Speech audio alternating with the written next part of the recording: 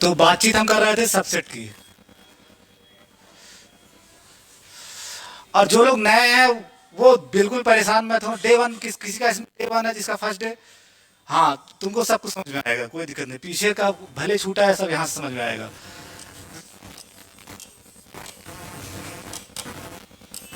एक सेट ए है और एक सेट बी है, और ये सिंबल सबसेट का है। ये सिंबल सबसेट का है। तो ए बी का सबसेट कब कहलाता है? If what happens.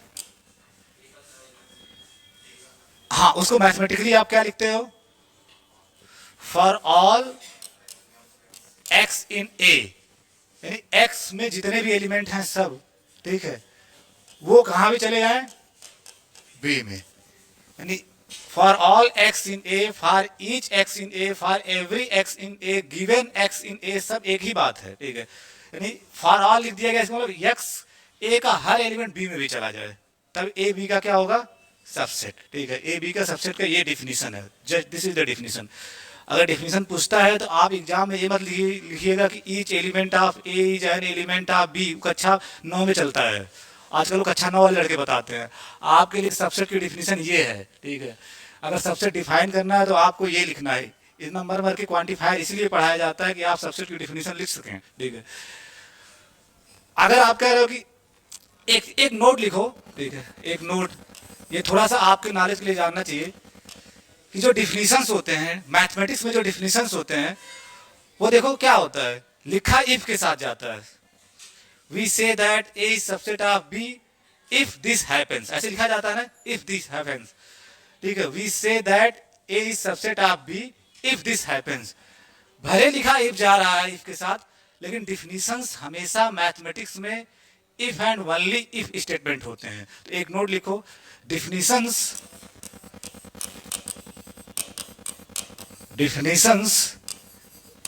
in mathematics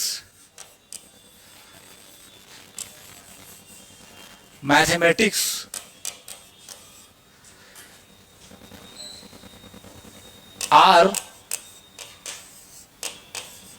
if and only if statements.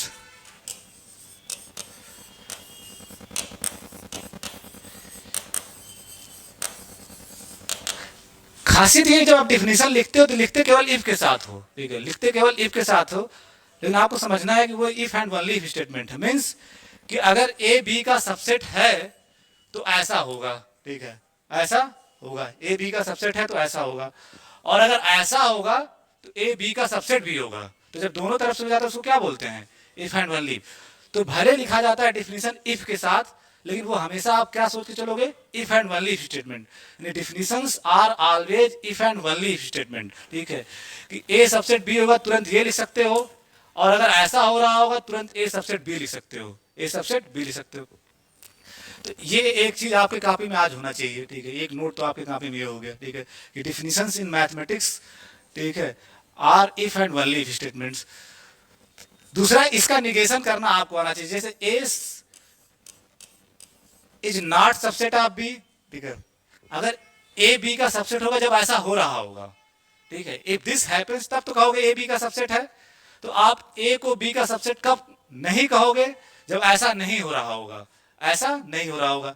Means इसका निगेशन, मीन्स इसका निगेशन। ऐसा ना होने का मतलब क्या है? इसका निगेशन। और इसका निगेशन करना आपको सिखाया गया है, क्या होता है, ठीक है।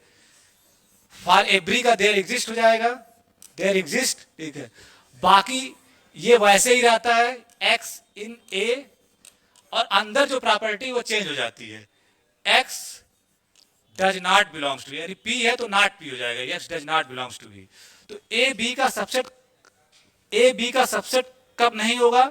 जब कम से कम एक एलिमेंट ए में ऐसा मिल जाए जो बी में न हो, ठीक है। इसका निगेशन साफ साफ यही लिखना है।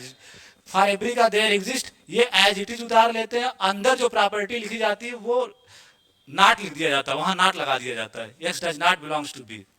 और ये बात क्या कह रहा है? ये यही तो कह रहा है कि एक element, there exist x in ए, कम से कम एक एलिमेंट ए में ऐसा है जो बी में नहीं है, ठीक है। सबसेट में क्या होना चाहिए? हर एलिमेंट बी में होना चाहिए।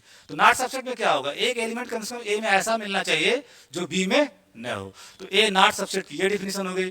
तो चूंकि डिफिनीशन इफ एंड ओनली है, आप इसको इफ एंड ओनली करके लिख सकते हो, ठीक है, इफ एंड ओनली। एक चीज आपके पास ये हो गया कि सबसेट है, वो तो बहुत लोग जानते हैं, सबसेट न होने की कंडीशन क्या है, ये ज्यादा एनालिसिस में ज्यादा जानना जरूरी है, ठीक है, नॉट होना ज्यादा जानना जरूरी है होने से की तुलना में। तो ए बी का सबसेट कब नहीं होगा, जब एक एलिमेंट ए में ऐसा मिल जाए जो बी में न हो। ठीक बात सबको समझ में आ रही है? ठीक है, चलो ठीक है, अगर यहां तक बात क्लियर है तो फिर आगे कोई दिक्कत ही नहीं है, ठीक है। एक चीज आपको बताया गया था कि ए अगर बी का सबसेट है और बी अगर सी का सबसेट है तो इंप्लाई हो जाता था ए सी का सबसेट होगा। अगर ऐसा हो रहा होगा तुरंत ये इंप्लाई कर देगा इसको, इसके होते ही ये हो जाएगा ए सबसेट सी। इसको क्या बोलते हैं, इसका क्या नाम था? हाँ ठीक है, law of transitivity, law of transitivity TIVITY transitivity, ठीक है, लॉ ऑफ ट्रांसटिट्यूटी। इसका हिंदी तो मुझे याद नहीं, बस अंग्रेजी जानो, ठीक है, लॉ ऑफ ट्रांसटिट्यूटी। अब सबसे मजेदार बात, एक कोई लड़का मेरे पास क्वेश्चन पूछा, हिमांशु आया कि नहीं? हिमांशु आया, हाँ हिमांशु, ये थियरम था, ये एक रिजल्ट था, ये एक रिजल्ट को मैथमेटिक्स में थियरम बोलते हैं। ये एक थियरम था कि अगर ए बी का सबसेट है, बी सी का सबसेट है, तो तुरंत इंप्लाई होगा ए सबसेट सी। हम डे वन से चिल्लाते हुए आ रहे हैं कि मैथमेटिक्स में 98% थियरम इसी टाइप के होंगे, पी इंप्लाइज क्यू टाइप के। ये पूरा पी की जगह है, इंप्लाइज ये आपका क्यू की जगह है, इसी टाइप के रिजल्ट होंगे। 90% थियरम रिजल्ट मैथमेटिक्स में इसी टाइप के होंगे, ठीक है। यानी ऐसा होते ही इसको हमने प्रूव कर दिया था कि नहीं? एक चीज ध्यान से सुनना, अगर मैथमेटिक्स में कोई चीज प्रूव हो गई एक बार, वो फिर अंतिम सत्य है, उसको कोई गलत नहीं कर सकता है। Once you give a proof of the result, जब आप एक बार किसी चीज का प्रूफ दे दिए तो कतई गलत नहीं हो सकता। लेकिन हिमांशु थोड़ा दिमाग लगा के इसको गलत करने के चक्कर में लगा हुआ था। इसका मैंने प्रूफ दे दिया था ना, आपके कॉपी में प्रूफ है। जो लोग नए लोग परेशान मत, प्रूफ है, आप लोग फोटो खींच लीजिएगा पुराने वाले विद्यार्थियों का, इसका प्रूफ दे दिया गया है कि अगर ये हो रहा होगा तो ये हो रहा होगा। मैं ये कहना चाह रहा हूँ कि मैथमेटिक्स में अगर एक बार कोई चीज प्रूफ हो गई तो वो कभी गलत नहीं हो सकती है। और हिमांशु क्या करने की कोशिश कर रहे थे, मेरी प्रूफ की गई चीज को गलत करने की कोशिश कर रहे थे। अब देखिए गलत कैसे कर रहे थे, बड़ा मजा आया मुझे। लेकिन आई अप्रिशिएट इस वजह से कि इस स्टेज में पार्ट 1 में इतनी बड़ी बात सोचना बहुत बड़ी बात है एनालिसिस जैसे विषय में। ये कैसे गलत करने की कोशिश में, ये प्रूव्ड है, दिस रिजल्ट इज प्रूव्ड, ये प्रूव्ड है, प्रूव्ड है, ये प्रूव हो चुका है, ठीक है, आपके कॉपी में प्रूव है। ये कर क्या रहे थे कि ऐसा तो हो रहा है लेकिन ऐसा नहीं हो रहा है, मतलब इसका निगेशन दिखा रहे थे कि जो आप ये रिजल्ट कह रहे हो ये सही नहीं है। सही नहीं होने का मतलब क्या, कि ये सारी कंडीशन तो सेटिस्फाई हो रही है लेकिन ऐसा नहीं हो रहा। एक एग्जाम्पल बना के दिए थे हमको, जिसको बोलते हैं काउंटर एग्जाम्पल। तो इन्होंने बनाया क्या था, ए ले लिया था इन्होंने सिंगलटन 2। अब मुझे अच्छा लगा इसलिए क्लास में भी बता दे रहा हूँ, ये कंफ्यूजन बहुत लोगों को हो सकती है। ए ले लिया सिंगलटन 2 और उन्हीं का सवाल भी है, एज इट इज, मेरी मेमोरी बड़ी तेज है, उन्हीं का सवाल भी है, ठीक है। बीज ले लिया सिंगलटन 3 और एक सेट इन्होंने सी बनाया था जहां पे ये लिया 2 और फिर सेट 2,3, सेट 2,3, ठीक है।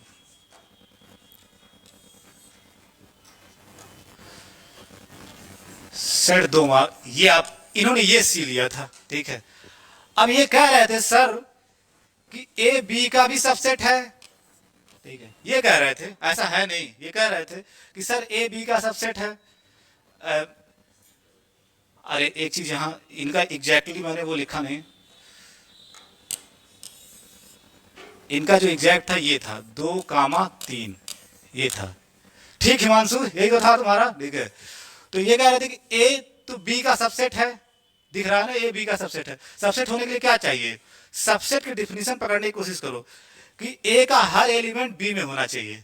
ए का हर एलिमेंट, ए में एक ही एलिमेंट 2 है जो कि बी में है, बी में है ना, इसका मतलब ए बी का सबसेट हो गया, ठीक है। फिर ये कह रहे थे बी सी का सबसेट, यहीं पे ऑब्जेक्शन है, ये कह रहे थे बी सी का सबसेट है, बी सी का सबसेट है। सबसेट के लिए क्या होना चाहिए कि बी का हर एलिमेंट सी में भी होना चाहिए, बी का हर एलिमेंट सी में होना चाहिए। तो दो तो आपका यहाँ है, यहाँ दो एलिमेंट है, बी में दो एलिमेंट है, एक दो और एक तीन। तो बी का जो एलिमेंट दो है वो तो यहाँ है, लेकिन दूसरा एलिमेंट तीन क्या इसमें है? तीन उसमें है, अकेले तीन आना चाहिए, अकेले अकेले तीन है उसमें कहीं। इसमें मत समझो कि ये तो एक एलिमेंट के तौर पे खुद लिखा गया है, ठीक है, एक एलिमेंट के तौर पे, ठीक है। तो दो तो आ रहा है, इसका एलिमेंट दो यहाँ आ रहा है, लेकिन तीन नहीं आ रहा है यहाँ पे, ठीक है। बी का हर एलिमेंट यहाँ नहीं आ रहा है, बी में एक एलिमेंट तीन है जो कि तीन सी में नहीं आ रहा है एज ए एलिमेंट, तीन सी में एज एलिमेंट नहीं आ रहा है। यहां मत समझना ये जो इसको सी का एज ए एलिमेंट समझोगे एज ए सेट 2, 3, एक सिंगल एलिमेंट है 2, 3 सेट, ठीक है, सेट वाइज एलिमेंट रखा गया है। तो यहां तीन नहीं आ रहा है, तो B is not subset of C, यही गड़बड़ हो गया जो तुम समझ रहे हो ना।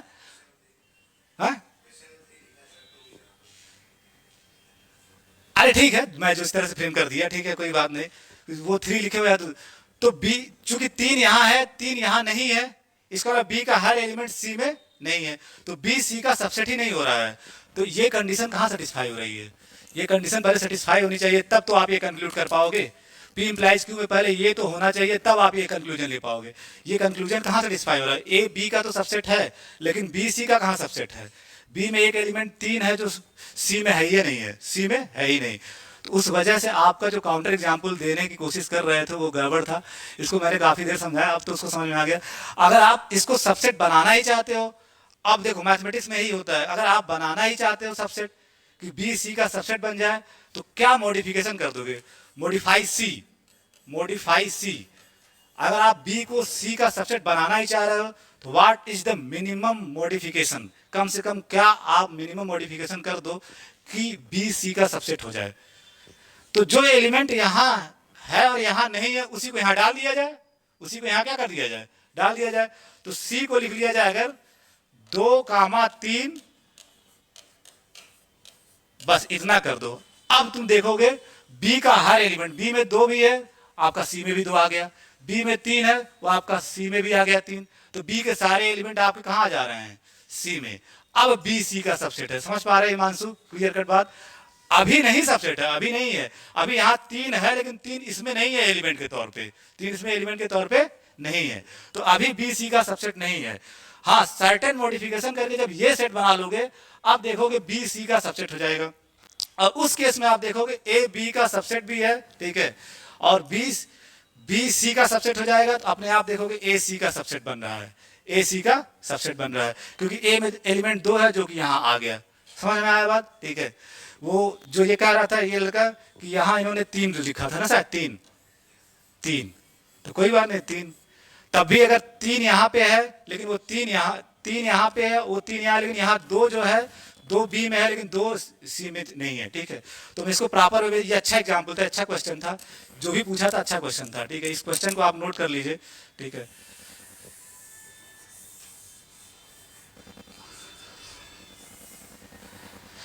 ए ये दिया था, बी ये दिया था, सी ये दिया था, ठीक है। तो बाय डिफिनीशन ऑफ सबसेट्स, यानी जो सबसेट की डिफिनीशन है, by definition of subsets, by definition of subsets यानी सबसेट की डिफिनीशन से ए बी का तो सबसेट है कि ए में एक ही एलिमेंट है जो बी में है, ठीक है, ए में एक ही एलिमेंट है जो बी में है, ठीक है। तो ए बी का सबसेट है, ठीक है, क्योंकि ए का हर एलिमेंट बी में चला जा रहा है। बट फुल स्टॉप का लिखना, but B is not subset of C, B is not subset of C, लेकिन बी सी का सबसेट नहीं है। क्यों? ब्रैकेट में लिखो एज, मतलब क्योंकि, क्योंकि यहां पे देखो 2 आपका बी में तो है, 2 आपका बी में है ना, लेकिन ये 2 सी में नहीं है, 2 सी में नहीं है। तो एज 2 आप बिलोंग्स टू बी, 2 तो बी में है, and 2 does not belongs to C, 2 does not belongs to C, 2 आपका सी में नहीं है। जबकि सबसेट के लिए क्या होना चाहिए? बी का हर एलिमेंट सी में होना चाहिए। एक एलिमेंट आपको ऐसा मिल गया बी में ही, बी में एक एलिमेंट ऐसा मिल गया 2 जो बी में तो है लेकिन सी में नहीं है, तो बी सी का सबसेट नहीं है। तो आप ये रिजल्ट लगा सकते हो, ये रिजल्ट तभी लगा सकते हो जब बी भी सी का सबसेट हो जाए, बी भी सी का सबसेट हो जाए। तो वो रिजल्ट वैलिड ही नहीं होगा, अप्लाई ही नहीं कर सकते। पी इंप्लाइज क्यू में पहले पी तो होना चाहिए, तब तो क्यू लिखोगे, ठीक है। ठीक, तो बी सी का सबसेट नहीं है। तो ये कहा क्या रहा था कि ए बी का सबसेट है, बी सी का सबसेट है, लेकिन ए जो है वो सी का सबसेट नहीं है। यही तो कहना चाह रहे थे, ए सी का सबसेट नहीं है, क्योंकि ए में 2 है जो उसमें नहीं है। लेकिन आपकी जो ये क्राइटेरिया यही नहीं फुलफिल हो रही है, ठीक है। आपके सवाल में जो आपने बी बनाया है वो सी का सबसेट है ही नहीं, सी का सबसेट है ही नहीं, तो आगे जाने की जरूरत नहीं है। आप पी इंप्लाइज क्यू में पहले पी तो हो, पहले पी की पूरी सारी क्राइटेरिया पूरी होनी चाहिए, तब आप सी के बारे में कुछ कर सकते हो। आपका पहले पी ही नहीं हो पा रहा है कि ए बी का सबसेट है, बी सी का सबसेट हो ही नहीं रहा है, ठीक है। बात समझ में आ रही है आप लोगों को, ठीक है। तो ये अच्छा क्वेश्चन था, मैं फिर से क्लास में डिस्कस कर दिया, ठीक है। एक क्वेश्चन ये भी अच्छा क्वेश्चन पूछा जाता है, ठीक है, कि लेट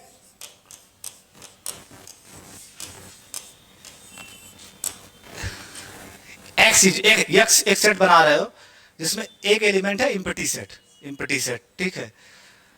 देन फर्स्ट, ठीक है, आप बताना इसमें से कौन ट्रू है। Then phi is element of X, and second one मैं लिख रहा हूं phi is subset of X. मैं कहता हूं ना, एनालिसिस बहुत कायदे से आपको डिफिनीशन समझनी होगी, ठीक है।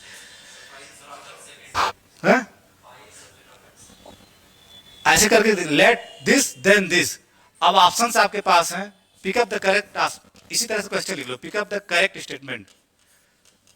क्वेश्चन इसी फॉर्म में अपने कॉपी में आप लोग लिख लीजिए, पिकअप द करेक्ट स्टेटमेंट।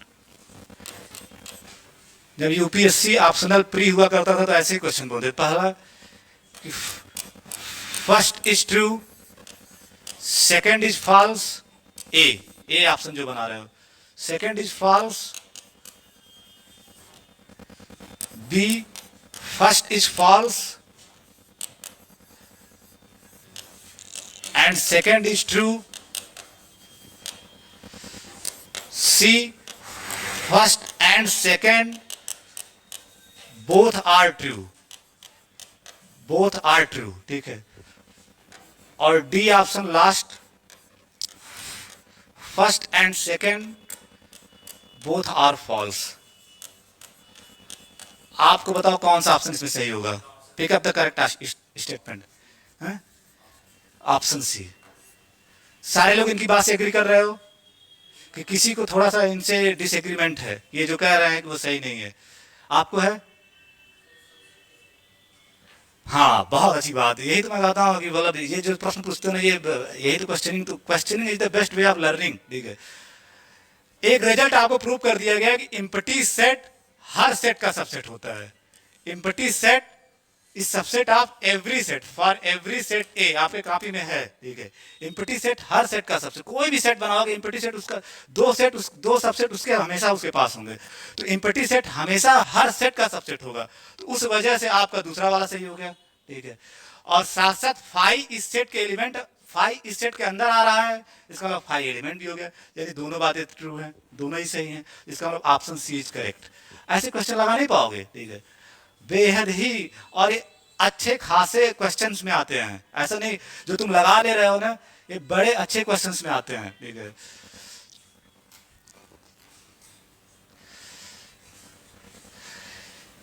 जब आप कहीं जाओगे तो आपसे सिर्फ सिंपल सा क्वेश्चन पूछा जाता है, एक सेट बताओ कि जिसका एक सेट, क्वेश्चन ध्यान से सुनना, आई रिपीट अगेन, एक सेट बताओ जिसका एक सेट एलिमेंट भी हो जाए और सबसेट भी हो जाए। एक सेट एलिमेंट भी हो जाए, सबसेट। आप इनफाइनाइटली मेनी बना सकते हो, जैसे एक यही हो गया, यहां देखो फाइव एलिमेंट भी हो जा रहा है एक्स का और फाइव सबसेट भी हो जा रहा है, दोनों बातें। और अगर आप इसी तरह के कई बना सकते हो, जैसे उस हम एक दिन बना के दिखाए थे आपको, ए बी, और आप सेट ए बी बना लिए, सेट ए बी, ठीक है। और आप एक ए ले लिए, ए बी ए। अब बताओ ए एक्स का सबसेट है एलिमेंट, मतलब आपके पास दो, A is element of X, A is subset of X. क्या दोनों बातें सही है यहाँ पे? ठीक है। देखो as it is A element के तौर पे भी आ रहा है, ए यहाँ एलिमेंट के तौर पे भी आ रहा है, ए आपका यही तो है, एज ए एलिमेंट के तौर पे भी आ रहा है, तो ए एलिमेंट हो गया एक्स का। साथ साथ सबसेट क्यों है, क्योंकि ए में दो एलिमेंट है ए और बी, वो दोनों यहां भी आ रहे हैं ए और बी, तो ए का हर एलिमेंट एक्स में भी आ रहा है, तो ए सबसेट भी हो गया एक्स का, तो एलिमेंट भी है एक्स का और सबसेट भी है। This is a good question in set theory. Set theory का सबसे पॉपुलर क्वेश्चन यही है कि give me example of A set, कि जिसका एक सेट एलिमेंट भी हो जाए और सबसेट भी हो जाए। आप बताओ ऐसे कितने बना सकते हो? ऐसे आप अनंत बना सकते हो, बोलते क्यों नहीं, अनंत बना सकते हैं, इनफाइनाइटली में नहीं। आप बस ये चेंज करते जाओ, ठीक है, जैसे उसने 1 2 1 3 ले लिया था, 2 3 ले लिया था, वैसे तमाम बना सकते हो, ठीक है।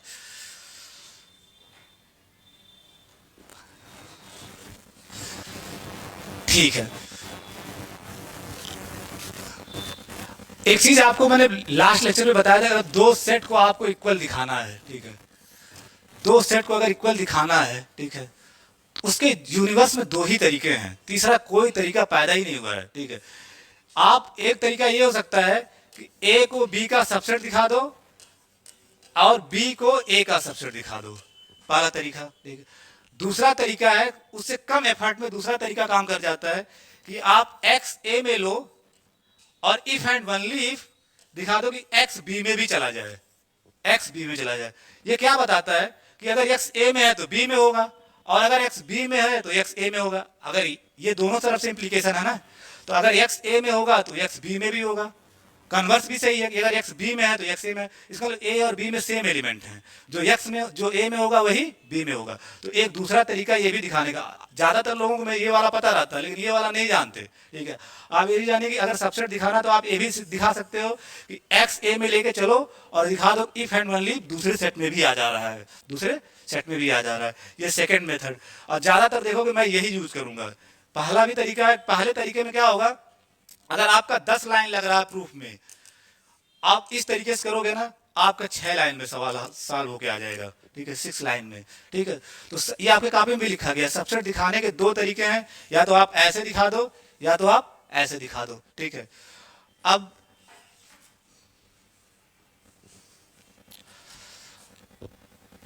एक मुझे आपके कॉपी में नंबरिंग होगा, स्टार जहां जहां बनाया गया था, स्टार बनाया गया था ना, एक 10th था, तुम बगल वाले में देख लो, तो जो नया वो बगल वाले में देख लो, 10 था, जहां जहां मैं स्टार बनवाया था। केवल स्टार वाले क्वेश्चन का प्रूफ आपसे एग्जाम में पूछा जा सकता है, ठीक है। हाँ, वो उसका नंबरिंग क्या था, 10, प्रूफ ऑफ 10, आप प्रूफ ऑफ 10, प्रूफ ऑफ 10, 10 क्या था, हाँ, A intersection B equals to A, और सिंबल था if and only if, if and only if A is subset of B. ये भी एक थियरम है, ये मैथमेटिक्स में थियरम है। आपका पी की जगह ये है और क्यू की जगह ये लिखा गया है, P if and only if Q type result, ठीक है। आपको मैं प्रूफ इन मैथमेटिक्स नामक एक टॉपिक बताया था, उसमें बताया था कि P if and only if Q का जो रिजल्ट होता है उसके 3 तरीके होते हैं प्रूफ करने का। पहला तरीका उसमें क्या था कि पी मान करके क्यू प्रूव कर दो और फिर क्यू मान करके पी प्रूव कर दो, यानी एक बार ये मान करके इसको दिखा दो और कन्वर्स इसको मान करके इसको प्रूव कर दो, तो दोनों साइड से प्रूव हो जाएगा, ठीक है। तो पहले हम इसको मान करके इसको प्रूव करेंगे। सपोज दैट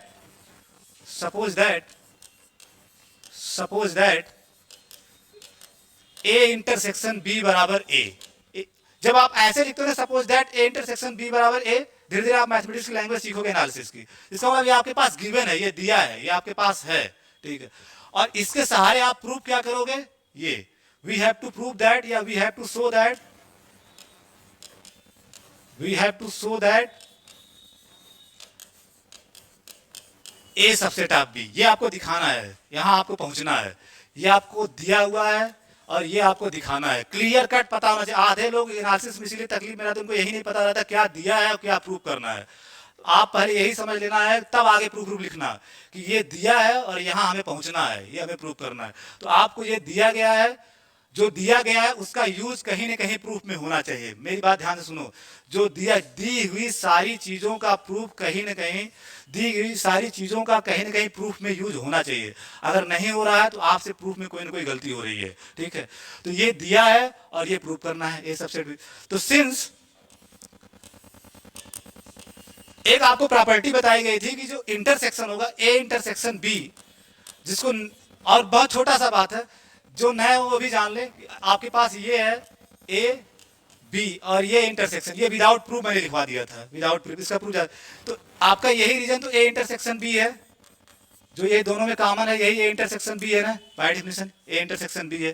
तो ए इंटरसेक्शन बी वाला जो रीजन है, ये डॉटेड वाला ये रीजन जो है, ये ए में भी कंटेन है और बी में भी कंटेन है। इसका मतलब ए इंटरसेक्शन बी ए का भी सबसेट होगा और बी का भी सबसेट होगा।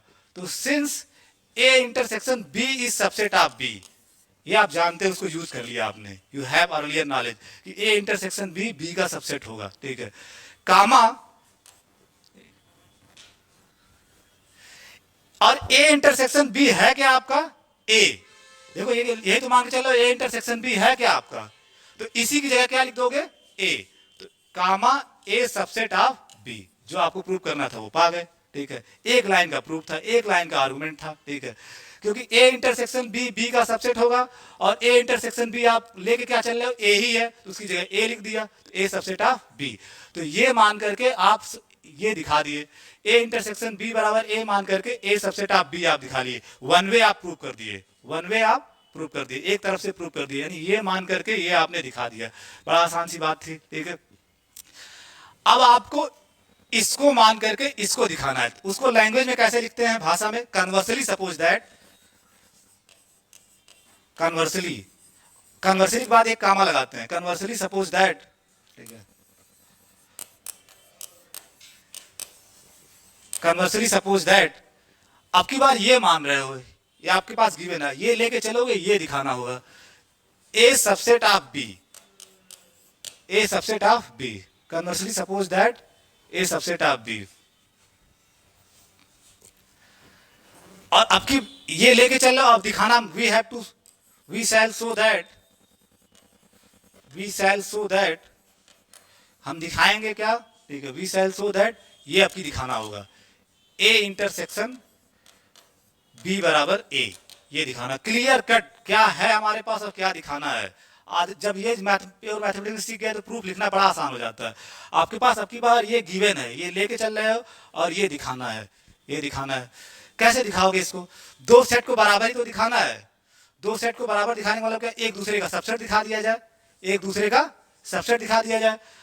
तो we have already seen that, we have already, यहां भी देखना पड़ता है कभी कभी, यहां we have already seen that, कभी कभी यहां मैं लिखता चला जाता हूं, यहां गायब हो गया, ठीक है। और ये ऑनलाइन भी जाएगा वीडियो, ठीक है, ऑनलाइन मतलब ऐप पे, ठीक है। तो we have already seen that, आप ये देख चुके हो कि इंटरसेक्शन जो होगा, यहीं से देखो, यहीं से इंटरसेक्शन जो होगा वो ए का भी सबसेट होगा, ये तो आप देख चुके हो ना यहीं से। तो A intersection B is subset of A, ठीक है, A intersection B is subset of A, यहां से देखो ए इंटरसेक्शन बी ए का भी सबसेट होगा, डायग्राम से, ठीक है। इंटरसेक्शन दोनों का सबसेट होता है, ए का भी सबसेट होगा, बी का, ये प्रॉपर्टी वाइज आपके कॉपी पे लिखा हुआ है। तो ए इंटरसेक्शन, अब बचा क्या, इस ए को इसका सबसेट दिखा दिया जाए, तो दोनों साइड से सबसेट हो जाएगा ना, और फिर बराबर हो जाएगा। अब ए को ए इंटरसेक्शन बी का सबसेट कैसे दिखाओगे, तो किसी भी सेट को किसी का सबसेट दिखाना है तो वहां एक आर्बिट्रेरी एलिमेंट लोगे, जैसे ए को ए इंटरसेक्शन बी का सबसेट दिखाना है तो ए में एक आर्बिट्रेरी एलिमेंट एक्स लोगे और उस एक्स को दिखा दोगे कि वो ए इंटरसेक्शन बी में भी आ जा रहा है। मीन्स ए में कोई भी एलिमेंट उठा रहे हो तो कहां चला जा रहा है, ए इंटरसेक्शन में। इसका मतलब ए का हर एलिमेंट कहां चला जा रहा है, ए इंटरसेक्शन बी में। इसका मतलब ए इंटरसेक्शन बी का सबसेट हो जाएगा। तो जब भी आपको इसका सबसेट दिखाना है तो आप यहाँ एक आर्बिट्रेरी एलिमेंट लो और उसको दिखा दो कि इसमें भी आ जा रहा है, ठीक है। यहाँ तक आप लोग लिख लिए हो, ठीक है, यहाँ तक लिख लिए हो, नहीं लिखो तो लिख लो, तब तक मैं पानी पी लूँ, लिखो आराम से। रियल एनालिसिस बहुत आराम से पढ़ो और एक दिन इतनी अच्छे रियल एनालिसिस्ट बनोगे कि मेरे से भी आगे निकलोगे। इस समय यूनिवर्स में एक ही एनालिसिस्ट है, ठीक है, एक ही है। अब नाम नहीं बताऊंगा, मैं ही हूँ, ठीक है, ठीक है, ठीक है। अगर आपको कायदे से, ठीक है, और 1 साल बाद तुम मेरे से अच्छे बनने वाले हो, ये मैं गारंटी दे सकता हूँ। यू हैव, अगर आप कायदे से काम करोगे तो, ठीक है, ये मैं दावा करता हूँ कि 1 साल बाद आप मेरे से अच्छा एनालिसिस सोचोगे, ठीक है।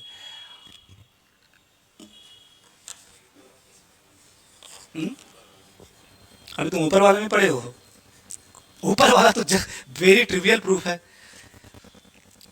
यही वाला नहीं समझ में आ रहा तुमको, ठीक है, कोई बात नहीं, अपने पास ब्रह्मास्त्र भी है, ठीक है। आपको क्या नहीं समझ में आ रहा है वही हमको बता दो। बेस्ट क्वेश्चन इज दैट कि आपको क्या नहीं समझ में आ रहा। अगर आप ये समझ गए क्या नहीं समझ में आ रहा, आपको समझ में आ जाएगा, ठीक है। क्या नहीं समझ में आ रहा, यही तो लोग नहीं जान पाते क्या नहीं समझ पा रहा। क्या ये आप लेके चल रहे हो और ए बी का सबसेट होना चाहिए, तो प्रूफ नहीं हो गया, ठीक है। ये आपको पता नहीं है कि ए इंटरसेक्शन बी बी का सबसेट होगा। यही तो मैं बार बार कह रहा हूं, ए इंटरसेक्शन, ये आप ऑलरेडी जानते हो। आप एक रिजल्ट को दूसरे रिजल्ट में यूज कर ले रहे हो। ए इंटरसेक्शन बी बी का सबसेट नहीं दिख रहा आपको। ए इंटरसेक्शन बी है, ये इतना है, और बी पूरा ये है, तो ए इंटरसेक्शन बी के अंदर ए इंटरसेक्शन बी बी के अंदर कंटेन नहीं है, तो वही लिखा since A intersection B subset of B. और ए इंटरसेक्शन बी आप ए लेके चल रहे हो, बस उसी की जगह ए लिख दिया, कहानी खत्म, ठीक है। तुमको इसमें दिक्कत हो रही है क्या, ठीक है। ये तो रिजल्ट है यार, ये तो दिस इज द रिजल्ट। आप काफी पलट के देखो, इस रिजल्ट लिखा गया, ये तो साफ साफ रिजल्ट लिखा गया है कि ए इंटरसेक्शन बी आपका ए का भी सबसेट होगा और ए इंटरसेक्शन बी बी का भी सबसेट होगा। वेन डायग्राम से मैंने बना के दिखा दिया था, यहां सारी चीज पता चला। 14 प्रूफ करोगे तो सेट थ्योरी साल भर चलेगी। यहां सेट थ्योरी मान के चला जाता है, उतना ही जानना जिससे आपका काम चल जाए, वो 4 रिजल्ट। तो मैं इसी बात को यूज कर रहा था, ये वाली बात मैं यहाँ यूज कर रहा हूँ, क्योंकि सिंस हमको ये पता है कि ए इंटरसेक्शन बी बी का सबसेट है, बी का, ये हमें पता है। कामा कंक्लूजन क्या होगा, ए इंटरसेक्शन बी की जगह ए आप मान के चल रहे हो, उसी की जगह उठा के ए लिख दिया, बाकी सब वैसे ही है, तो ए सबसेट आप बी प्रूव नहीं हो गया। तो यहाँ पे आप पहुंच गए, ए सबसेट आप बी। अब सबको क्लियर है, ठीक है। कभी कभी होता क्या है, क्वेश्चन बहुत लोगों का रहता है, पूछता एक आदमी है, तो मैं इसीलिए कहता हूँ जो पूछता है उसको मैं बहुत दिल से शुक्रिया अदा करता हूँ। तुमने पूछा, कईयों का कल्याण किया, ठीक है, कईयों का।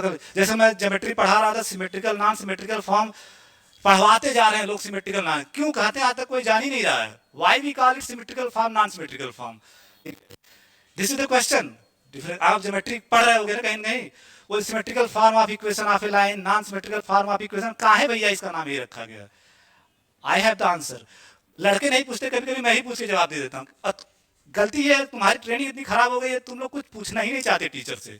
जो लिखवा रहा है छापे पड़े हुए, चाहे वो सिमेट्रिकल लिखवा दे, चाहे बकवास लिखवा दे, चाहे गालिब का शेर लिखवा दे, तुमको लिखने में मजा है। तुम मान लियो यही ब्रह्मा है, ठीक है, जो लिखवाएंगे वही अंतिम सत्य। आपका क्वेश्चन होना चाहिए जनरली, मैं पूछा अपने विद्यार्थियों से कि why we call non symmetrical form, वो पूछते ही नहीं लड़के, लेकिन मैंने पूछ लिया उनसे कि इसका नामनक्लेचर सिमेट्रिकल फॉर्म ही क्यों रखा गया, ठीक है।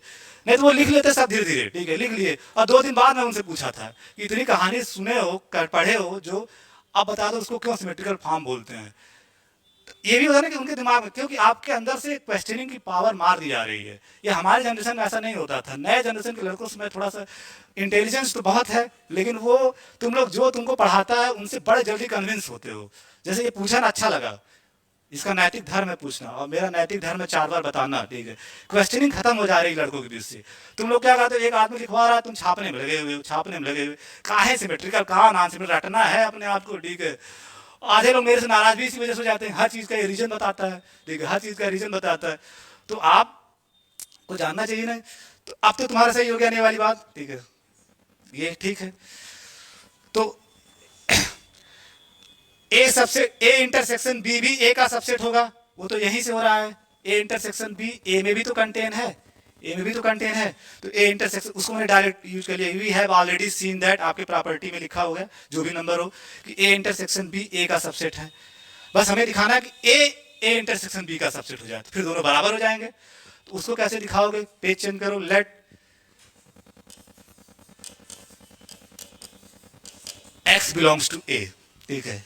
एक्स आप ए में लेकर, जब भी आप ऐसे लिखते हो इसका मतलब ये लैंग्वेज है मैथमेटिक्स की। जब आप ऐसे लिख रहे हो तो एक्स ए का आर्बिट्रेरी एलिमेंट है, एक्स ए का आर्बिट्रेरी एलिमेंट। अब तुम्हारा टारगेट क्या है दिखाना, किसी x को दिखा दिया जाए कि ए इंटरसेक्शन बी में भी आ जा रहा है, ए इंटरसेक्शन बी में भी आ जा रहा है, ए इंटरसेक्शन बी में। तो कैसे दिखाओगे, आपके पास दिया क्या है, कन्वर्सली सपोज दैट वाली लाइन पढ़ो, वो जो मान के चल रहे हो वो आपके पास दिया है, वो दिया है ना, conversely suppose that A subset of B, यानी ये आपके पास है ए बी का सबसेट है। इसका मतलब अगर ए में कोई भी एलिमेंट लोगे वो कहां चला जाएगा, तो सिंस, वही अगली लाइन आप देखो कितना सही बता रहे हो, since A is subset of B. एक चीज मैं और आपको बताता हूं, सिंस के बाद कामा लगाना, उसके बाद कभी भी देयरफॉर सो ये सब नहीं लिखना है, सीधे जो कंक्लूड कर रहे हैं वो लिखो, ठीक है। बहुत लोग सिंस के बाद सो लिखते हैं, जब एग्जाम देने जाओगे बीएससी पार्ट 1 का, आधा आधा नंबर हर जगह कट जाएगा, आधा आधा नंबर। सिंस के बाद कभी भी कोई सो देयरफॉर नहीं लिखना है, सिंस के बाद कामा, ठीक है, सिंस ए सबसेट बी कामा, सिर्फ कामा, उसके बाद जो आप, अगर ए बी का सबसेट है तो ए में कोई एलिमेंट होगा वो बी में भी चला जाएगा, यक्स आपका ए में है तो यक्स कहां चला जाएगा, अब बी में, यक्स चला गया बी में। एंड दिस इंप्लाइज दैट, अब इंप्लीकेशन, एक्स ए में भी आ गया और एक्स बी में भी आ गया, इसका मतलब यक्स दोनों में आ गया ना, ठीक है, यक्स ए में भी आ गया और यक्स बी में भी आ गया, और अगर दोनों में आ गया तो कहां चला जाएगा इंटरसेक्शन की डिफिनीशन से, ए इंटरसेक्शन बी की डिफिनीशन यही तो है कि ए में भी चला है और बी में भी चला है, तो यक्स आपका ए में भी हो गया और बी में भी चला गया, इसका मतलब X belongs to A intersection B. अब बताओ, आप यक्स ए में लेके चले आर्बिट्रेरी और उसको आपने कहां दिखा दिया, ए इंटरसेक्शन बी में, यानी ए का हर एलिमेंट कहां चला जा रहा है, ए इंटरसेक्शन बी में, इसका मतलब ए इंटरसेक्शन बी का क्या हो जाएगा, subset. So A is subset of A intersection B, क्योंकि यहां एक एलिमेंट उठाया आर्बिट्रेरी और उसको आपने यहां भी दिखा दिया, ठीक है, तो A is subset of A intersection B. आपके पास ऑलरेडी था ना ए इंटरसेक्शन बी, ए का सबसेट था ही, और अब ए भी ए इंटरसेक्शन बी का, दोनों एक दूसरे के सबसेट हो गए, जब ही दोनों एक दूसरे के सबसेट हो जाएंगे तो फिर क्या हो जाएंगे वो बराबर, तो therefore 10 A equal to A intersection B, और यही आपको प्रूव करना था कि ए इंटरसेक्शन बी बराबर ए हो जाए, यही तो प्रूव करना था। दोनों साइड से प्रूव हो गया कि नहीं, आप बताओ दोनों साइड से प्रूव हो गया कि नहीं, एक बार P मान करके Q दिखा दिए और एक बार Q मान करके P दिखा दिए। अब यहां लिखोगे QED, प्रूव, QED का मतलब prove is over, proof is over, नहीं which was to be shown, जो भी हमें दिखाना था हमने दिखा दिया। QED आधे लोग समझ नहीं पा रहे होंगे, QED लैटिन वर्ड का एब्रिविएशन है, क्वाड इराड डिमांस्टैंडम, जहां भी ये लिखा मिले उसका मतलब प्रूफ खत्म हो चुका है, ठीक है, दोनों साइड से आप प्रूव कर लिए ना, ठीक है, तो चलो आपका 10वां प्रूव हो गया, 10वां एग्जाम में आता है तो प्रूव कर लो जाओगे, ठीक है। अब उसके बाद नेक्स्ट क्या था, नेक्स्ट स्टार जहां बनवाया था, नेक्स्ट स्टार 13 नंबर, ठीक है, 13 कैसे लिखा गया था, इस मॉडल में लिखा गया था कि उसमें, इसी में इंग्लिश में क्या था 13 इज इक्वल टू यूनियन, जो है इंटरसेक्शन के ऊपर डिस्ट्रीब्यूट करेगा, यही तो यूनियन, तो जब डिस्ट्रीब्यूट जिसके ऊपर, जैसे इंटरसेक्शन के ऊपर डिस्ट्रीब्यूट करा रहे हो तो इंटरसेक्शन को बीच में लिखना चाहिए, ठीक है। उसके बाद ए एक बार बी के साथ आएगा, ए यूनियन बी, और दूसरे साइड में ए एक बार यूनियन के साथ सी के साथ आएगा, ए यूनियन सी। इसको कहते हो कि union distributes over intersection, this is a beautiful property of set theory, ठीक है। ये बार जब आगे आप एनालिसिस पढ़ोगे आगे बार बार ये यूज होगा, ठीक है। कहीं ऐसा लिखा मिला तो उसके बाद आप ये लिख सकते हो, उसके बाद ये लिख सकते हो, और ऐसा मिला तो इसकी जगह ये लिख सकते हो, ठीक है। अच्छा बताओ, अगर ये चीज प्रूव करनी है, इसी को प्रूव करना है, प्रूफ रियल एनालिसिस में प्रूफ ही प्रूफ है, ठीक है, प्रूव करना है। तो आप कैसे प्रूव करोगे, दो सेट ही तो है, ये पूरा इस साइड में जो लिखा गया है वो आपका एक सेट है, ठीक है, और इस साइड में लिखा गया है वो भी आपका एक सेट है, और दोनों सेट को बराबर दिखाना है, सीधी सीधी बात, दोनों सेट को बराबर दिखाना है। तरीका क्या होगा, या तो एक बार इसको इसका सबसेट दिखा दो और फिर इसको इसका सबसेट दिखा दो, लेकिन उससे आसान मैं कह रहा था 6 लाइन में प्रूफ हो जाएगा। आप दूसरे वाले तरीके से दिखाओ कि यहां x लो, यहां एक आर्बिट्रेरी x लो और दिखा दो इफ एंड ओनली इफ वो इसमें भी बिलोंग कर जा रहा है। दूसरा तरीका, तो दूसरे तरीके से प्रूव किया। तो let x belongs to A union B intersection C। आप x यहां लेके चलो, ठीक है। लेट x बिलोंग्स टू, जब ही ये लिखते हो इसका मतलब x इसका आर्बिट्रेरी एलिमेंट है। तो let x belongs to A union B intersection C।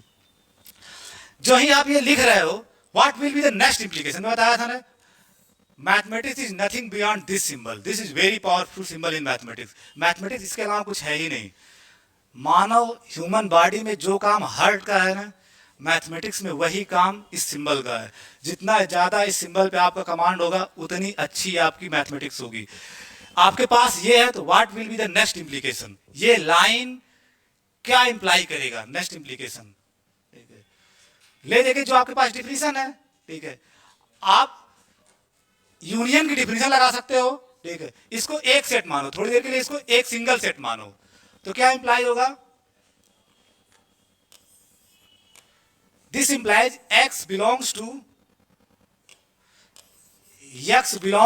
A, ठीक है, हाँ very correct, or x belongs to B intersection C। यही तो लिख सकते हो ना, आपको ये बताया गया था कि x बिलोंग्स टू A, सब आपके कॉपी में पढ़े नहीं होगे, भूल गए होगे, पढ़ते लिखते तो तुम लोग हो नहीं। A union B if and only if x belongs to A or x belongs to B, यही प्रॉपर्टी यूज हो रही है। ये आपके नोट में लिखवा था, मैं बताया था ना, मेरे क्लास नोट्स के नोट्स उतने ही इंपॉर्टेंट हैं जितने O2 फॉर बॉडी। अभी ऑक्सीजन खत्म, सारे खत्म, तो आप प्लीज पढ़ा कीजिए, ऐसा नहीं मौज मस्ती अपनी जगह पे, पढ़ते लिखते तो तुम लोग हो नहीं, ठीक है। मैं भी कम पढ़ता हूँ, अब मैं बहुत, लेकिन एक जमाने में बहुत पढ़ लिया हूँ तो थोड़ा कम पढ़ता हूँ, लेकिन तुमको अभी बहुत पढ़ना है, ठीक है। तुम लोग कम से कम थोड़ा बहुत पढ़ा करो। तो यही चीज तो अप्लाई कर रहे हो कि आपके पास ये था, ये बोथ में इम्प्लीकेशन है, ये है तो उसकी जगह ये लिख सकते हो, ये वाली लाइन इसको इंप्लाई कर देगी, और कहीं ऐसा है अगर ये है तो ये वाली लाइन इसको इंप्लाई कर देगी। देखो ये एक साइन ये बना हुआ, यानी दिस इंप्लाइज दिस, और ये वाला भी इंप्लाई कर देगा इसको, ये वाला भी इंप्लाई कर देगा इसको, यानी ये वाला इसको इंप्लाई कर देगा और ये वाला इसको, दोनों एक दूसरे को इंप्लाई कर दे रहे हैं, ठीक है। इसी चीज का वहां यूज, तो बस इसमें क्या था, ए की जगह ए था और बी की जगह यहां पूरा B union B intersection C एक सिंगल सेट मान के चल रहे हो, सिंगल सेट, ठीक है। तो ये डिफिनेशन लगा दिया, x belongs to A or x belongs to B intersection C. कितने लोग ये बात समझ पा रहे हो, तभी आगे बढ़ूंगा, ठीक है। बी अगर यूनियन है तो आर सिंबल आता है, आर दिस, ठीक है। दिस इंप्लाइज, ये बड़े प्रेम से बनाना चाहिए ये सिंबल, दिस इंप्लाइज, ठीक है। मेरा चप्पल अपने आप निकल जाता है, इतना धार्मिक सिंबल है ये, ठीक है, इतना धार्मिक सिंबल है, कुछ भी है ही नहीं। मैं PhD खत्म होने वाली है मेरी, इसके अलावा मैथमेटिक्स कुछ भी नहीं है। तुम लोग हल्के में लेते हो, मैं 20 बार क्यों चिल्लाता हूँ, 200 बार चिल्ला चुका हूँ कि मैथमेटिक्स इस सिंबल के अलावा कुछ है ही नहीं, जो आप गचर गचर कहीं भी लगा देते हैं, जो मन में आया लगा दिए, जहां मन में आ रहा लगा दे रहे हो। आपको यही तो सीखना है कि हर जगह नहीं लगा सकते, ठीक है, जय मन में आ रहा है। ये तो तुम लोगों को आजकल इंटरमीडिएट का अंडर टीचर मिल जा रहे हैं तो घबरा देते हैं, हर जगह लगाए पड़े हुए हैं, हर जगह लगाए पड़े हुए हैं। जहां आर लिखना है वहां भी ये लगा दीजिए, ठीक है, जहां आर लिखना है। आजकल तो बड़ा खतरनाक लोग, जहां इक्वल लिखना है वहां भी ये लगा दे रहे हैं, इक्वल की जगह भी ये लगा दे रहे हैं।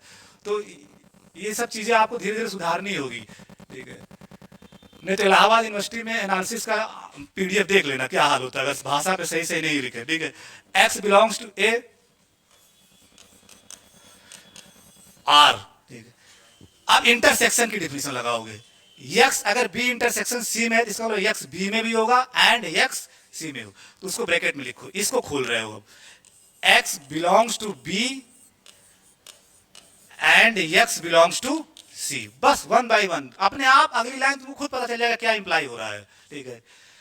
अब उसके बाद नेक्स्ट इंप्लीकेशन क्या होगा, जब आपको मैं टाटोलॉजी पढ़ा रहा था, टाटोलॉजी उसको मैं रिकॉल करा रहा हूं थोड़ा सा, ठीक है।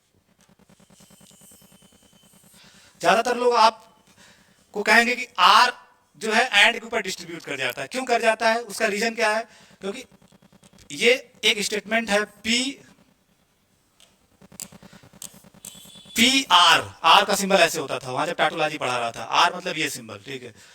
और Q and R, if and only if, ये आर एंड पे डिस्ट्रीब्यूट हो जा रहा था, यानी P or Q and P or distribute करना आप लोगों को आता है ना।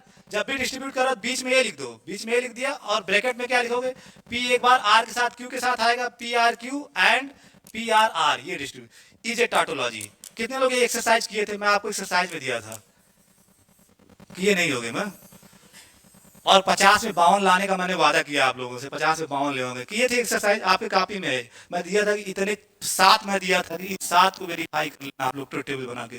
ठीक है, कोई बात नहीं है कि हम ही कर देंगे, ठीक है हम ही कर देंगे, क्या बात है, नहीं जरूरी। लेकिन अभी जान लो ये टाटोलॉजी है। टाटोलॉजी का मतलब समझते हो कि ये हमेशा ट्रू होगा, ये स्टेटमेंट हमेशा क्या होगा, ट्रू होगा। ट्रू होने का क्या सेंस निकालोगे कि ये जब होगा तो तुरंत इसको इंप्लाई कर देगा, और ऐसा अगर होगा तो इसको इंप्लाई कर देगा। ट्रू होने का क्या सेंस है? ट्रू होने का मतलब कि ये स्टेटमेंट ट्रू है, मतलब अगर कहीं ऐसा मिल रहा है तो वो इसको इंप्लाई कर देगा, और अगर कहीं ऐसा है तो इसको इंप्लाई कर देगा, ठीक है, इसको इंप्लाई कर देगा। बात समझ पा रहे हो? तो आपके सामने देखो सिनारियो क्या है, आर की जगह मैंने, इसकी जगह मैंने आर लिख ही दिया है, लैंग्वेज में आर लिख दिया है, और इसकी जगह हमने एंड। ये आपका पी समझो, ये आपका पी है, ये आपका क्यू है, और ये आपका आर है, और ये चीज अप्लाई करो, पी क्यू आर आपको समझ में आना चाहिए। तो P or Q and R की जगह नेक्स्ट लाइन क्या इंप्लाई कर देगा, ये, ठीक है। तो नेक्स्ट लाइन क्या लिखोगे, पी आर क्यू, तो पी आर क्यू मतलब X belongs to A, or x belongs to B, ठीक है, ये चीज पी आर क्यू, ठीक है, समझ पा रहे हो, ठीक है। एंड यानी जिसको लोग जल्दी बोलते हैं कि आर एंड के ऊपर डिस्ट्रीब्यूट कर रहा है, तो x belongs to A, or x belongs to B, and x belongs to A, or, or के साथ बोलोगे, आर डिस्ट्रीब्यूट कर रहा है ना, देखो पी आर आर, ये आर का सिंबल है, आर आर, ठीक है, आर की जगह ये है और पी की जगह ये है, तो x belongs to A or, x belongs to C, x belongs to C. इसके नीचे थोड़ा जगह छोड़ देना, ये जो लाइन लिखे हो ना, ये वाला इंप्लीकेशन, इससे नीचे कम से कम इतनी जगह छोड़ देना, अभी मुझे वहां भरवाना है, मैं एक प्रॉपर वे में भरवाता हूँ, इतनी जगह छोड़ना, ठीक है, फिर अगली लाइन, फिर अगला इंप्लीकेशन लिखना, ठीक है, समझ पा रहे हो? इस लाइन के बाद थोड़ी सी आप जगह छोड़ देना, ठीक है, वहां एक चीज हमें भरवाना है, ठीक है, इस लाइन के बाद। अभी तो लगातार लगातार इंप्लीकेशन चल रहा है, फिर थोड़ी देर के लिए मतलब इतना सा स्पेस छोड़ देना, इतना सा स्पेस, ठीक है।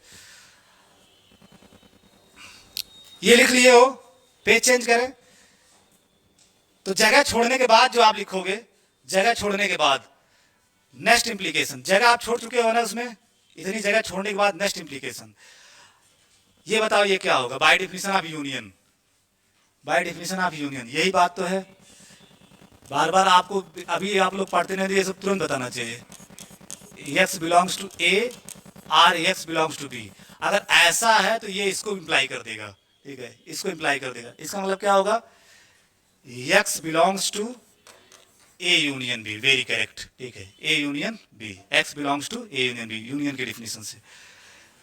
एंड ये एंड एज इट इज आप लिख लिए, फिर वहां क्या है, x belongs to A, or x belongs to C, इसका मतलब एक्स कहां बिलोंग कर जाएगा, ए यूनियन सी में। वो जगह छोड़े ना दो लाइन, उसमें मुझे जो भरवाना है यही भरवाना है, ठीक है, अभी भरवाया जाएगा, क्योंकि रीजन लिखना एनालिसिस में बड़ा जरूरी होता है।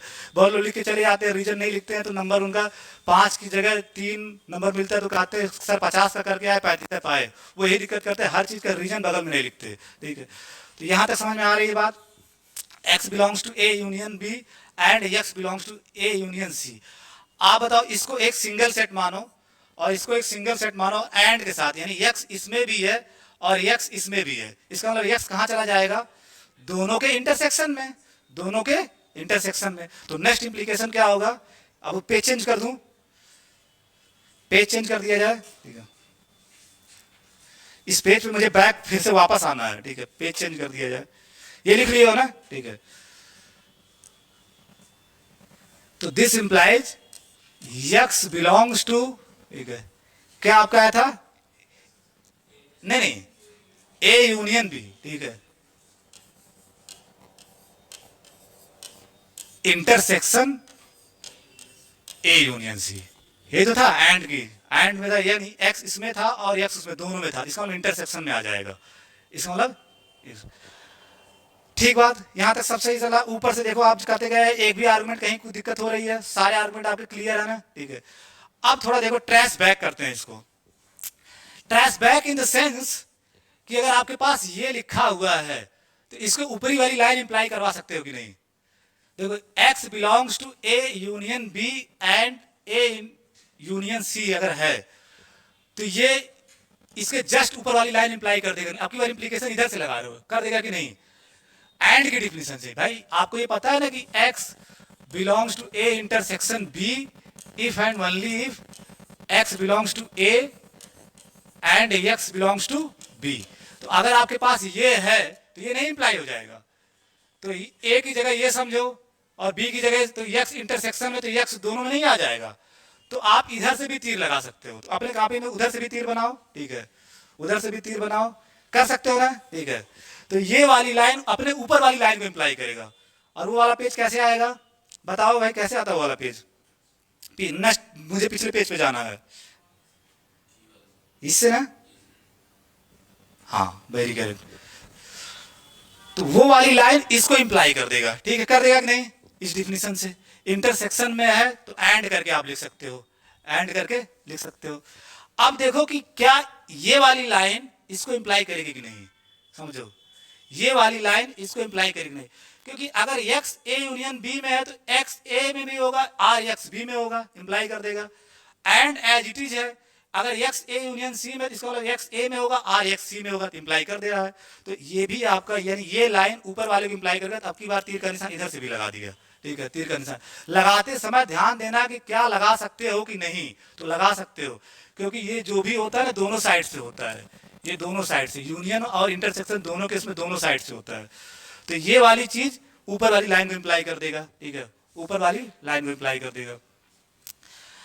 अब प्रश्न ये है कि ये वाली चीज इसको इंप्लाई कर दे रहा है, ये वाली चीज इसको इंप्लाई करेगा कि नहीं? क्यों करेगा? आपको आर्गुमेंट बताना क्यों करेगा। यहां तक ये वाली लाइन इसको इंप्लाई कर दी। अब मेरा प्रश्न है कि ये वाली लाइन इसको इंप्लाई, मतलब यहां हम ये तीर लगा सकते हैं कि नहीं? तो आपके पास ये है ना, ठीक है, P or Q and P or R, अगर ऐसा है तो इधर से भी तो इंप्लाई कर देगा इसको, P or Q and R, ठीक है, वही चीज तो है। इसका मतलब ये लाइन इसको भी इंप्लाई कर देगा। तो यहां भी आप ये तीर बना लो, यहां भी आप यही, क्योंकि ये दोनों तरफ से सही है। अगर ऐसा है तो ये इसको इंप्लाई कर देगा। जब दूसरे साइड से कर रहे हो तो दूसरे साइड से आपके पास ये है और ये वाला इसको इंप्लाई कर देगा, वही चीज तो है। ये वाला P or Q, P or Q, अगर आप इसको पी समझ रहे हो, ये क्यू समझ रहे हो और ये आर समझ रहे हो, तो आपका ये क्या है, P or Q and P or R, वो इंप्लाई क्या कर देगा, P or Q and R, ठीक है। तो ये वाली लाइन इसको भी इंप्लाई कर देगा। तो यहां भी आप बना सकते हो, बिल्कुल वैलिड है, कोई दिक्कत नहीं है, ठीक है, कोई दिक्कत नहीं है। इधर से उस साइड में भी जा सकते हो क्योंकि इफ एंड वन लीव है। अब आओ इस लाइन पे, ये लाइन इस लाइन को इंप्लाई कर देगा कि नहीं? ये लाइन इस लाइन को इंप्लाई कर देगा कि नहीं? बिल्कुल कर देगा कि x belongs to a as it is है, ठीक है, और x, यहां देखो x अगर b में है, x अगर c में, तो x कहां चला जाएगा, इंटरसेक्शन में चला जाएगा। नहीं, इंटरसेक्शन में, इंटरसेक्शन के केस में ये दोनों तरफ से होता है, इंटरसेक्शन यूनियन के केस दोनों तरफ से होता है। तो इसी की जगह आप ये लिख दियो, तो ये लाइन भी ऊपर वाली लाइन को इंप्लाई कर देगा, ठीक है, ऊपर वाली लाइन को, बाय डिफिनेशन ऑफ इंटरसेक्शन, ठीक है। x belongs to b and x belongs to c imply नहीं कर देगा x belongs to b intersection c। तो ये पूरी लाइन जो है इस लाइन को इंप्लाई कर देगा। अब उसके आगे वाले स्टेप में जाओ, क्या ये लाइन इसको इंप्लाई कर देगा?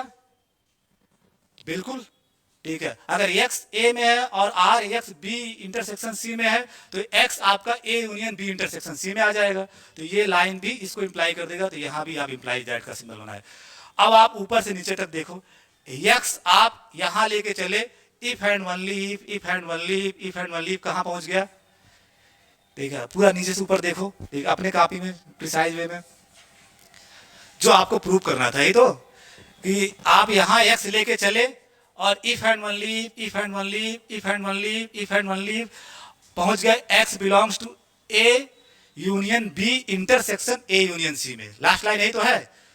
तो जब भी आप ऐसा पा गए कि x belongs to a if and only if x belongs to b, तो ये दोनों सेट क्या हो जाते हैं, बराबर। दूसरी टेक्निक, ठीक है। तो आप x यहाँ लेके चले और इफ एंड ओनली होते x कहाँ चला गया आपका, इसमें चला गया कि नहीं, आप देखो लास्ट लाइन में इसमें चला गया, ठीक है। इसका मतलब दोनों सेट क्या हो जाएंगे, बराबर, ठीक है, दोनों सेट क्या हो जाएंगे, बराबर। तो ठीक है, ये क्या आ गया आपका, दूसरा आ गया क्या, और एक पेज आगे जाए।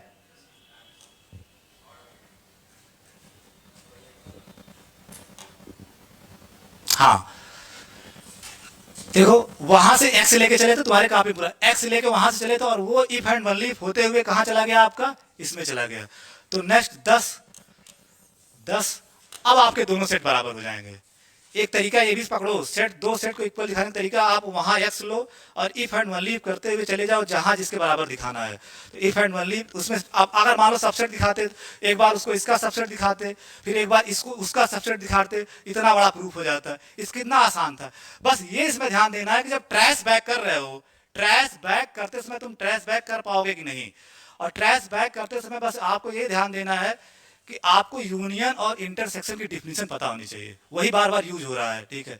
बार बार इसमें क्या यूज हो रहा है कि अगर x a यूनियन b है तो इफ एंड ओनली x आपका a r x b में, यानी दोनों तरफ से अगर ये है तो ये लिख सकते हो और ये है तो ये लिख सकते हो। और एक चीज बार बार ये हो जा रहा है कि x अगर a इंटरसेक्शन b में है तो x belongs to a and x belongs to b, दोनों साइड से। अगर ये आपके पास है तो ये लिख सकते हो, और कहीं ये मिल गया तो इसको ये लिख सकते हो, ठीक है। आओ आओ, तो बड़ा जल्दी तुम आ जाए, ठीक है, ठीक है। मेरी तो क्लास ओवर हो गई, ठीक है। तो ये आप जब ट्रेस बैक करते हो, ट्रेस बैक करते ये समय ध्यान रखना, गलती ये होती है, तुम लोग नए हो तो तुम लोग समझते नहीं हो, पैटर्न रिकॉग्नाइज करते हो कि सामने वाला टीचर ऐसे कर रहा है, ऐसे हमको करना है। आपको समझ के करना है कि जब आप ट्रेस बैक कर रहे हो, क्या निचली वाली लाइन ऊपर वाली लाइन को इंप्लाई करेगी कि नहीं, ये हर लाइन में आपको सोचना है, ठीक है। अगर करेगी तभी आप इम्प्लीकेशन लगाना है, नहीं कि बस सर लगवाए थे लगाए पड़े हुए हो, ठीक है।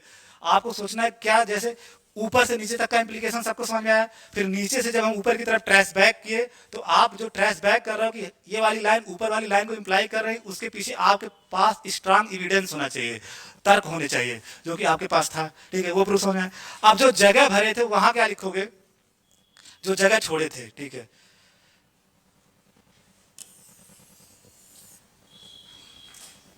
जो जगह छोड़े थे उस जगह में क्या वो किस वजह से यूज हो रहा है, तो वहां आप लिखिएगा ब्रैकेट में, उसी जगह के नीचे ब्रैकेट में लिखिएगा बिकॉज। बिकॉज मतलब वो जो आप यूज कर रहे हैं उसका रीजन क्या है, क्योंकि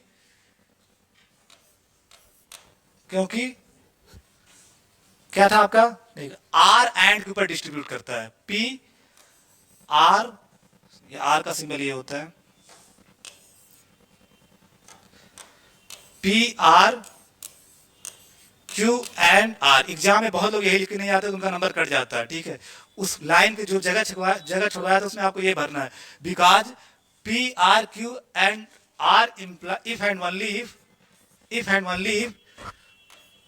पी आर क्यू यानी आर एंड के ऊपर डिस्ट्रीब्यूट कर जाएगा, P or Q and P or R. ये आर मैं पढ़ रहा हूं इसके लिए, और ये आपका आर है, ठीक है, वो आपका आर है, और ये मैं आर जो बोल रहा हूं इसके लिए, ये आर का नोटेशन है।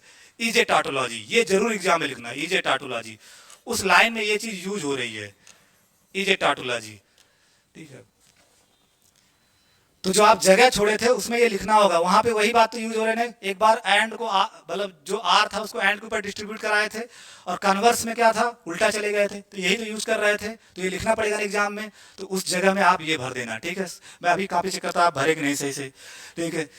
अब उसके बाद उस जगह के बाद 10, अगर एक्स वहां लेके चले और एक्स इसमें आ गया तो आपका A union B intersection C is equal to जो रिक्वायर्ड था, ए यूनियन बी, ठीक है, इंटरसेक्शन ए यूनियन सी, क्यूईडी। अब आपका प्रूफ ओवर हो गया, ये प्रिसाइज प्रूफ है उसका, ठीक है, उस रिजल्ट का ये प्रिसाइज प्रूफ है। इस लाइन के बाद सीधे आप ये लिख सकते हो, क्यों, क्योंकि एक्स आप वहां लेके चले और इफ एंड ओनली करते करते आप यहां पहुंच गए। इसका मतलब उसका हर एलिमेंट इसमें भी है और इसका हर एलिमेंट उसमें भी है, इसका मतलब दोनों एज ए सेट बराबर हो गए, तो दोनों आपका सेट है। अब ये प्रूफ गया क्यूईडी। ये जो लिखना था, ये पता ना कहाँ लिखना था, जो बीच में आप जगह छोड़े थे वहां लिखना था। इसी वजह से वो आप आर को एंड पे डिस्ट्रीब्यूट करा पा रहे हो। आर को एंड पे डिस्ट्रीब्यूट कराने का जो लॉजिक है, जो तर्क है, जो आर्गुमेंट है, ये क्योंकि ये टाटोलॉजी होता है, ये टाटोलॉजी। अगर ये है तो इसको इंप्लाई कर देगा, और कन्वर्स भी सही है। अगर कहीं ऐसा मिल रहा है, जैसे जब ऊपर से नीचे की तरफ आ रहे हो तो ये वाला इसको इंप्लाई कर रहा था, जब नीचे से ऊपर की तरफ जा रहे थे तो ये वाला इसको इंप्लाई कर रहा था। You got me? ठीक है, तो ये रीजन लिखना बहुत जरूरी है। जल्दीबाजी में तुम लोग लिखते नहीं, लिख देते हो एंड आर के ऊपर डिस्ट्रीब्यूट करता है। आपको प्रॉपर वे में आर्गुमेंट ये लिखना है कि दिस इज टाटोलॉजी, इस वजह से वो लाइन लिख पा रहे हो। ठीक है,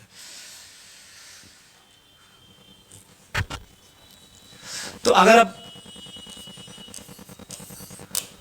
14, अब अगर ये वाला प्रूफ होगा तो दूसरा वाला बहुत तेजी के साथ होगा। ठीक है, लेट्स बिगिन द गेम। आपकी बार आपको क्या दिखाना है? पहले वाले में आप क्या दिखाए हो कि यूनियन इंटरसेक्शन के ऊपर डिस्ट्रीब्यूट कर रहा है। आपकी बार आपको क्या दिखाना है? इंटरसेक्शन यूनियन के ऊपर डिस्ट्रीब्यूट करेगा। ठीक है, तो A intersection B union C. तरीका मैं बार बार बताता हूं लिखने का, जिसके ऊपर डिस्ट्रीब्यूट कर रहा उसको बीच में पहले लिख लो यूनियन। यहां क्या लिखना है और यहां क्या लिखना है, बस ये समझना है। ठीक है, एक बार ए बी के साथ आएगा, ए इंटरसेक्शन बी, और फिर ए सी पे आएगा, ए इंटरसेक्शन सी। और इसको पढ़ते क्या है? इंटरसेक्शन डिस्ट्रीब्यूट कर रहा है यूनियन पे, इंटरसेक्शन डिस्ट्रीब्यूट कर रहा है यूनियन पे। ये दोनों सेट ही हैं, ये भी एक सेट है, ये भी एक सेट है, और दोनों सेट को बराबर दिखाना है, दोनों सेट को बराबर दिखाना है। तो वही तरीका, लेट, अब तेजी से आप लोग साथ साथ लिखो, let X belongs to A intersection B union C. ठीक है, let X belongs to A intersection B union C, let X belongs to A intersection B union C. तो नेक्स्ट इंप्लीकेशन तुरंत क्या आएगा, खड़ा कर बताओ। नेक्स्ट इंप्लीकेशन, एंड की डिफिनेशन लगाओगे, एंड की डिफिनेशन, अच्छा आ गए हो, एंड की डिफिनेशन। तो x belongs to A and x belongs to B union C, B union सी, ये तो लिखोगे। ठीक है, एंड की डिफिनेशन, जस्ट एंड की डिफिनेशन। ठीक है, अब साथ साथ मैं यही ट्रेस बैक करते चला रहा हूं। जैसे पहली बार मैंने एक तरफ से कर दिया था, फिर दोबारा ट्रेस बैक किया था। ये लाइन इसको भी तो इंप्लाई कर देगी। ठीक है, ये लाइन तो यही बना दो ऐसे। ठीक है, अपना टाइम बच जाएगा, यही बनाते चले। ठीक है, अब बताओ ये जो लाइन है किसको इंप्लाई करेगा? ये line x belongs to a तो वैसे ही रहेगा, एंड ये खोल दो, x बिलोंग्स टू, अगर b यूनियन c में x अगर यूनियन में तो कहां होगा? x belongs to b r, x belongs to c। ठीक है, तो यहां ब्रैकेट में लिख दिया x belongs to b r, x belongs to c। ठीक है, x बिलोंग्स टू c, और उल्टा भी इंप्लाई कर देगा, नीचे वाली चीज ऊपर को भी इंप्लाई कर देगा। ठीक है, तो यहां भी बना लिया आपने ऐसे। ठीक है, and if and only if, आपकी बात समझ रहा हो तो वो एक बार मैं इसलिए खोल के समझाया कि एक बार आपके पास पोस्टमार्टम हो गया, अब दूसरी बार आप उसको यूज कर लो। इफ एंड ओनली इफ, आपकी बार एंड डिस्ट्रीब्यूट करेगा आर के ऊपर, एंड डिस्ट्रीब्यूट करेगा आर के ऊपर।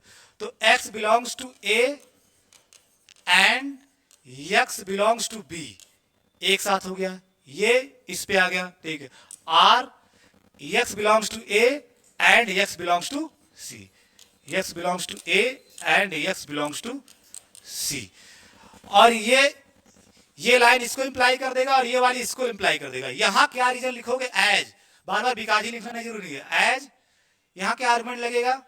यहां पे ये लगेगा कि P, अगर आप इसको थोड़ी देर के P समझ रहे हो, P Q R, तो P एंड Q R वो वाली टाटोलॉजी। ठीक है, तो as P and Q R symbol R, if and only if P and Q R, P and R is a tautology. ये जरूर एग्जाम में लिखना मत भूलना, मैं बार बार कह रहा हूं ना, क्योंकि मेरे पास ही कॉपी आएगी, मैं ही नंबर काट के रख दूंगा। ठीक है, अगर ये लिखे नहीं। ठीक है, तो P, ये जो आप इस लाइन से इस लाइन पे आ रहा है और ये लाइन इसको इंप्लाई कर रहा है, उसके पीछे ये रीजन है, ये टाटोलॉजी। टाटोलॉजी का मतलब होता है कि जिसकी ट्रुथ वैल्यू हमेशा T हो, हमेशा सत्य हो, जो हमेशा सत्य हो। सत्य होने का मतलब क्या है कि अगर ये है तो इसको इंप्लाई कर देगा। जैसे देख लो यहाँ पे ये वाला इसको इंप्लाई कर दिया। ठीक है, अरे यार फिर से आ जाए, कहां से आ जाता है? हा? ये वाला अरे यार तुम लोग मेरे से ज़्यादा डिजिटल बोर्ड पे काम करना सीख लिए हो, ठीक है। तो ये इस लाइन से इस लाइन में कहाँ से आ रहे हो, ये इम्प्लाई कर रहा है इसको, ठीक है, ये इम्प्लाई कर रहा है इसको, ठीक है। और इस लाइन से इस लाइन को क्यों इम्प्लाई हो रहा है, इधर वाला ये वाला इसको इम्प्लाई कर दे रहा है, तो वो रीजन हो गया, ठीक है, टोटोलॉजी रीजन। अब इफ एंड ओनली इफ अगर आपका x a में है और x b में है तो इंटरसेक्शन में आ जाएगा, x belongs to a intersection b, x belongs to a intersection b। r, ठीक है, r अगर x a में है और x c में है तो इंटरसेक्शन में आ जाएगा, x belongs to a intersection c, ठीक है, इंटरसेक्शन c।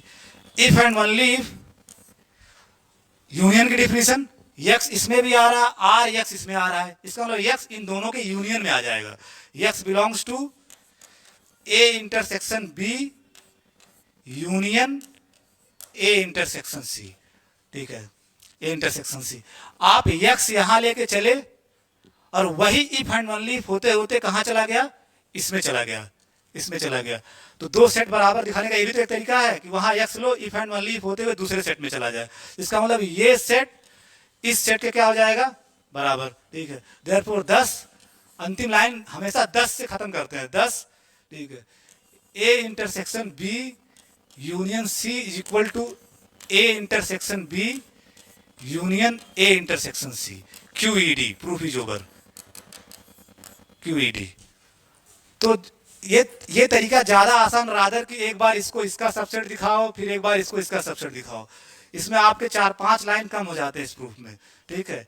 और ये वैलिड प्रूफ है, आपको कोई दिक्कत हो तो पूछ सकते हो। बस आज के लिए इतना ही है, चारों प्रूफ हो गया ना, जितना 4 स्टार बनाया था 4 स्टार प्रूफ हो गए ना, इसी में से एक आने वाला है, ठीक है। अब कौन है, और तुम लोग भरोसा मेरे ऊपर नहीं करते हो ना, सीनियर से पूछना तो आ जाएगा, उसी में से आ जाएगा। तो अगर आ गया माने नहीं, हम ज़्यादा दिमाग लगा रहे हैं, ज़्यादा दिमाग वाले ज़्यादा बर्बाद होते हैं, ये मैं बता दूं। जो ओवर स्मार्ट पढ़ता है ना, वही मैं BSc पार्ट 1 में ऐसे ऐसे लड़कों को देखा हूँ जो एक्स्ट्रा ऑर्डिनरी ब्रेन के हैं और वो मैथ में उनकी बैक लग गई या किसी तरह से 52 या 53 नंबर, कारण ये नहीं है। और नॉर्मल बच्चा जो रेगुलर मेरी बातों को फॉलो किया वो 140 नंबर, 142 नंबर, कारण ये है वो हवाई में मैं उसको समझा रहा हूँ। I am the part of university from 10 years, ठीक है, 10 ईयर ऑनवर्ड्स। अब मुझे पता है ये क्या पूछेंगे, तो अपने दिमाग से वाल्टर रूडिन या पास्टल पता नहीं क्या क्या पढ़ रहा था, वहाँ वाल्टर रूडिन की स्पेलिंग गलत लिख के चलाया एग्जाम में, ठीक है, एग्जाम में। तो ज़्यादा नहीं, जितना आपके नोट्स में है मैं बता रहा हूँ ना, यही गीता है आपके लिए। जो मैं लिखवा दिया ना वो अंतिम सत्य है। मैं बार बार स्टेटमेंट आज ही बोल के जा रहा हूँ जाते समय, 2 ही चीज़ इस दुनिया में अंतिम सत्य हैं, एक मैं जो लिखवाया हूँ और एक मृत्यु, ठीक है, ये अंतिम सत्य है, इसको हल्के मत लेना। इस कॉपी से ही आपका क्वेश्चन पेपर बनना है। मैं ऑन रिकॉर्ड कैमरे में बोल रहा हूँ, ठीक है, ऑन रिकॉर्ड कैमरे में बोल रहा हूँ, आपको बिलीव करना होगा मेरे ऊपर। इसी कॉपी से सवाल आएंगे, पक्का आएंगे। अगर नहीं आया ना तो मैं स्काई से अपना नाम कोई दूसरा रख लूंगा। आज तक तो कोई रखवा नहीं पाया, तो तुम कैसे रखवा लोगे, क्योंकि आना ही आना है, ठीक है, आना ही आना है, ठीक है। चलो ठीक है, very good evening to all of you. तुम बहुत लेट आई, बड़ा अच्छा लगा, ठीक है।